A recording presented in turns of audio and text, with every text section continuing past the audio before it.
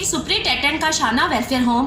22 सितंबर 2020 को वजीर आला हाउस के आगे लाहौर में गिरफ्तारी देने आ रही हूँ। उस FIR पर जो काशाना की यतीम बच्चियों की जिनसी दरिंदगी और कायनात के कत्ल पर आवाज उठाने के जुर्म में मुझ पर दी गई। अब जानी और कातिल तो आजाद फिरेंगे, जबकि इन यतीम बच्चियों की जिनसी दरिंदगी पर आवाज उठाने वालों के खिलाफ पर्चे किए जाएंगे, उनको गिरफ्तार किया जाएगा, सूली पर चढ़ा दिया जाएगा। इस वक्त तमाम तर इंतजामी मशीनरी इंसानी कातिल डाकू हुक्मरानों की सहूलतकार बन चुकी है। मैं 22 सितंबर को वजीर आला हाउस के आगे धरना भी दूंगी। मेरी हर साहबे औलाद तमाम बहन भाइयों से अपील है, अपनी बहनों, बेटियों, बच्चों और बच्चियों की इज्जतों को महफूज बनाने के लिए इस धरने में शरीक हो, क्योंकि हमारे रंगीले हुक्मरान भंग पीकर सो चुके हैं।